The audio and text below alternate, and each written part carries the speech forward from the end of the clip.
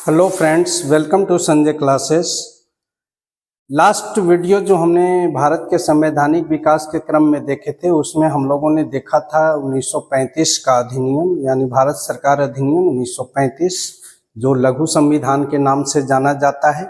अभी तक के आपने चैनल को सब्सक्राइब नहीं किया है तो कृपया सब्सक्राइब कर लें, लाइक करें, शेयर करें ताकि सभी के पास ये वीडियो आसानी से पहुँच सके। 70वीं बीपीएससी को टारगेट करके ये अभी दिया जा रहा है ताकि आप आसानी से इसको क्रैक कर सकें। हर कंपटीशन के लिए उपयोगी है।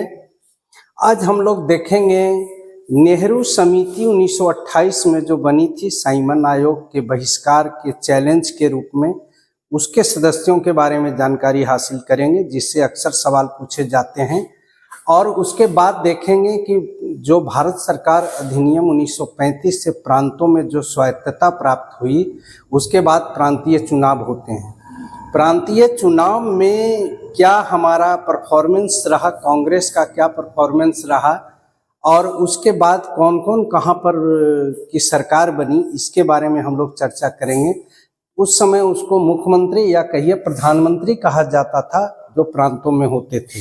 चलिए शुरू करते हैं, स्टार्ट करते हैं नेहरू समिति के रूप में।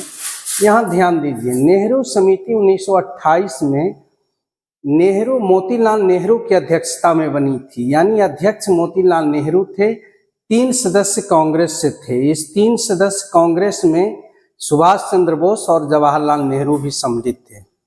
ये जवाहरलाल नेहरू सचिव के तौर पर थे और मोतीलाल नेहरू अध्यक्ष थे, इसीलिए इसका नाम भी नेहरू समिति के नाम से पड़ा। सर अली इमाम ये मुस्लिम लीग के प्रतिनिधि थे, सुआब कुरैशी मुस्लिम लीग से थे, MS अने ये हिंदू महासभा से आते थे, MR जयकर ये हिंदू महासभा के 2 प्रतिनिधि थे, GR प्रधान हरिजन के प्रतिनिधित्व कर रहे थे, सरदार मंगल सिंह सिख के प्रतिनिधि थे, तेज बहादुर सप्रू उदारवादी और MN जोशी श्रमिक संघ। MN जोशी उस समय श्रमिक संघ के बड़े नेता थे। MN जोशी, सभी बड़े बड़े नेताओं को सम्मिलित किया गया था इसमें। इसने एक चैलेंज के रूप में नेहरू समिति का गठन करके और बताया कि नहीं, भारतीय अपना संविधान बनाने के लिए, या यूँ कहिए भारत के जो राष्ट्रवादी नेता हैं, भारतीय हैं, वो सरकार चलाने में सक्षम हैं, हर तरह से सक्रिय हैं। ये चैलेंज के रूप में दिया गया था। ये मोहम्मद अली जिन्ना ने इसका बहिष्कार किया था और मुस्लिम लीग बाद में अलग से 14 सूत्री मांग पेश की थी। उसके बारे में MS अली जिन्ना की अध्यक्षता में हुआ था, जिन्हें 14 सूत्री मांग पेश की गई थी। सबसे इम्पोर्टेंट जिससे अक्सर सवाल पूछे जाते हैं वो है फरवरी 1937 का प्रांतीय जो चुनाव हुआ, उसमें सरकार गठन हुआ। कुल 11 प्रांत तत्कालीन समय में थे: मद्रास, बम्बई, मध्य प्रांत, बिहार, संयुक्त प्रांत, उड़ीसा, उत्तर पश्चिमी सीमा प्रांत, सिंध, आसाम, पंजाब और बंगाल। ये 11 प्रांतों में जब चुनाव हुए तो प्रांतीय चुनाव में कांग्रेस को भारी सफलता मिली। 6 प्रांतों में, मद्रास, बम्बई, मध्य प्रांत, बिहार और संयुक्त प्रांत में कांग्रेस को स्पष्ट बहुमत प्राप्त हुई और कांग्रेस की सरकार बनी। मद्रास में C राजगोपालाचारी प्रधानमंत्री बने, बम्बई में BG खरे बने, मध्य प्रांत में NV खरे, बाद में रविशंकर शुक्ल बने। NV खरे को हटा करके रविशंकर शुक्ल को बनाया गया। बिहार डॉक्टर श्री कृष्ण सिंह बने, संयुक्त प्रांत में गोविंद वल्लभ पंत बने और उड़ीसा में BN दास। ये सभी बड़े स्टेट जो थे, यहाँ पर कांग्रेस की सरकार बनी।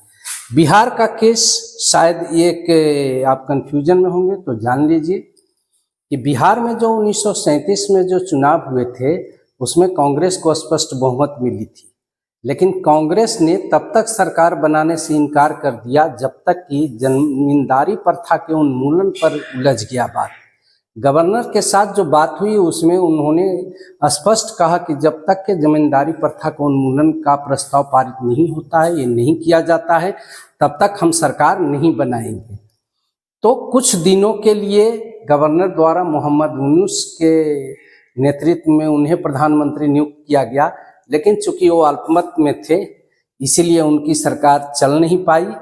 तुरंत कुछ ही समय के बाद तुरंत इनको बिहार में डॉक्टर श्री कृष्ण सिंह को फिर जमींदारी प्रथा का बात मानी गई और मानने के बाद कि उसका उन्मूलन किया जाएगा और डॉक्टर सिंह के नेतृत्व में सरकार बनी। संयुक्त प्रांत में गोविंद वल्लभ पंत के नेतृत्व में और उड़ीसा में बीएन दास के नेतृत्व में। उत्तर पश्चिमी सीमा प्रांत सिंध और आसाम, ये 3 ऐसे स्टेट थे जहां पर किसी को भी स्पष्ट बहुमत नहीं मिली। तो कांग्रेस की सहायता से ही मिलीजुली सरकार बनाई गई। उत्तर पश्चिमी सीमा प्रांत में डॉक्टर खान साहब इसके प्रधानमंत्री बने, सिंध में अल्लाह बख्श बने, बाद में बंदे अली खान को वहां का प्रधानमंत्री बनाया गया। आसाम में सादुल्ला के नेतृत्व में बनी, बाद में गोपीनाथ बारदुलई जो थे इसके प्रधानमंत्री बने। पंजाब और बंगाल ये 2 अलग ही केस था। पंजाब में यूनियनिस्ट पार्टी की सरकार बनी जिसमें सिकंदर हयात खान इसके प्रधानमंत्री बने और बंगाल में कृषक प्रजा पार्टी को बहुमत मिली जिसके फजलुल हक बने। ये था 1937 का चुनाव। इसमें अक्सर सवाल पूछे जाते हैं और इसके जो प्रधानमंत्री के नाम है और किस पार्टी की सरकार बनी इसके बारे में अक्सर सवाल होते हैं। आप इसको ध्यान से देखेंगे। साथ में जो 5 स्टेट था उस समय जहां पर विधान परिषद के चुनाव हो रहे थे, तो विधान परिषद में बम्बई में 26 सीट थी, 46 सीट मद्रास में, बंगाल में 57, बिहार में 26 और उत्तर प्रदेश जो तत्कालीन संयुक्त प्रांत था यहाँ पर 52 सीटें थी। कांग्रेस को बहुत ज़्यादा नहीं लेकिन कुछ क्षेत्रों में अच्छी सफलता मिली। 26 में 13 सीटें कांग्रेस को मिली, 46 में 26 सीटें मिली, 57 में 9 सीटें मिली, 26 में 8 सीट मिली और उत्तर प्रदेश में 52 में 8 सीटें मिली। ये विधान परिषद का चुनाव का परिणाम था। लेस इम्पॉर्टेंट बट यूपीएससी के लिए इम्पॉर्टेंट है। यूपीएससी में ये सब ज़्यादा डीपली सवाल पूछे जाते हैं। ज़्यादातर सवाल जो बीपीएससी में पूछे जाते हैं वो इन्हीं से, बीपीएससी या इनसे जो जुड़े हुए जितने सारे सब स्टेट लेवल के एग्जाम्स होते हैं उसमें इससे सवाल पूछा जाता है। आप इसको ध्यान से देखेंगे। ये 1937 का चुनाव एक ऐसा चेंजिंग मूवमेंट था कि यही सब नेता को कल होकर के प्रशासन जो है वो डंडों से मार करके भगा दिया करता था। अब उन्हीं को सैल्यूट मारने की जरूरत पड़ रही थी।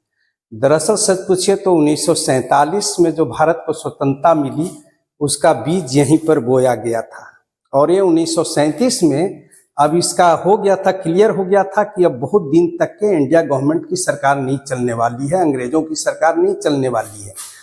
यहीं पर जब भारतीय लोगों ने अपनी सरकार चलानी शुरू की, अच्छी सफलता मिली।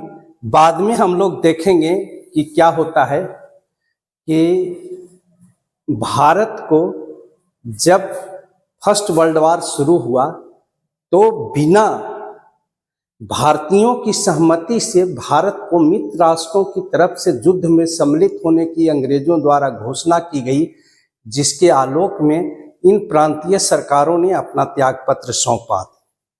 तो ये बाद की घटना है। फिलहाल इस घटना को आप ध्यान से देखेंगे। अभी तक के चैनल को सब्सक्राइब नहीं किया है तो सब्सक्राइब कर लें। अब इम्पोर्टेंट होने जा रहा है आगे चल करके।